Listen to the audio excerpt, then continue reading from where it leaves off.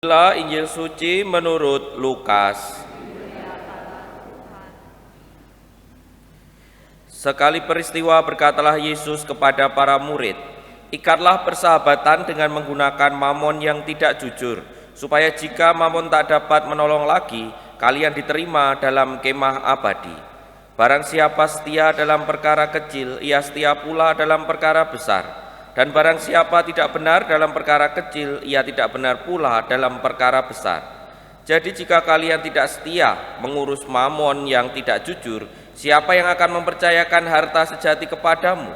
Seorang hamba tak mungkin mengabdi dua tuan, karena jika demikian ia akan membenci yang seorang dan mengasihi yang lain. Kalian tak dapat mengabdi kepada Allah dan kepada mamon." Semuanya itu didengar oleh orang-orang Farisi, hamba-hamba uang, dan mereka mencemoohkan Yesus. Maka Yesus berkata kepada mereka, "Kalian membenarkan diri di hadapan orang, tetapi Allah mengetahui hatimu, sebab apa yang dikagumi manusia dibenci oleh Allah." Demikianlah sabda Tuhan, terpujilah Kristus. Pak Romo, Bruder, Suster, Bapak Ibu, dan saudara-saudari yang terkasih dalam Tuhan, kutipan Injil pada pagi hari ini tentu tidak bisa kita lepaskan dari kisah bendahara yang tidak jujur yang kemarin kita dengarkan. Dan kisah-kisah bahwa soal ketidakjujuran dalam harta di dunia ini itu mungkin terjadi juga kepada kita. Maksudnya kita kadangkala berada dalam situasi di mana kita juga harus ikut tidak jujur, misalnya gitu. Mau cari SIM, ada yang pakai tes dari tertulis, praktek dan lain sebagainya itu, atau jujuk? Biasanya jujuk, ya toh? Biasanya, kalau enggak itu ya bagus. Lalu mau mendirikan gereja, ngurus IMB, kok lama enggak turun-turun, lalu disebut butuh segini kalau turun, kasih enggak? Kasih toh sebenarnya.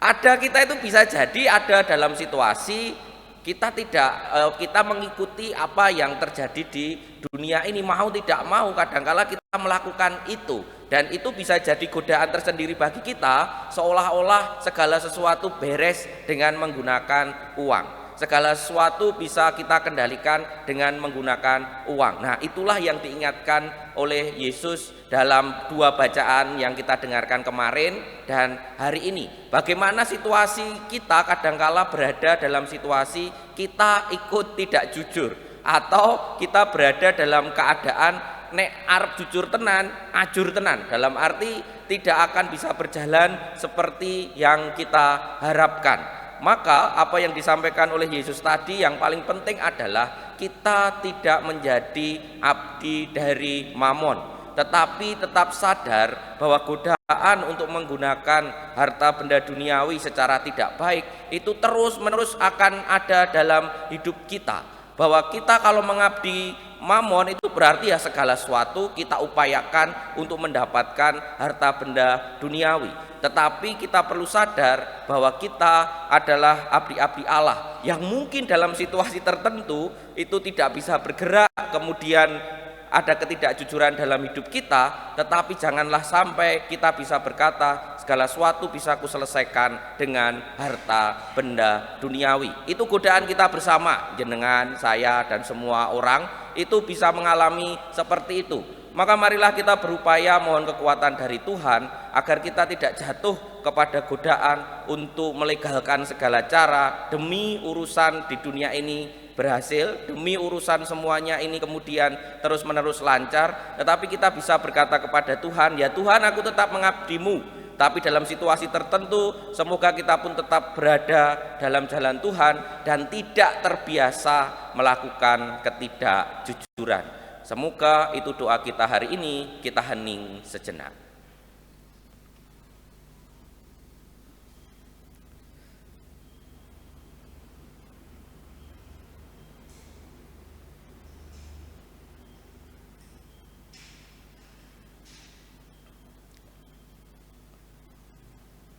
Kemuliaan kepada Bapa dan Putra dan Roh Kudus seperti pada permulaan, sekarang, selalu, dan sepanjang segala abad. Amin.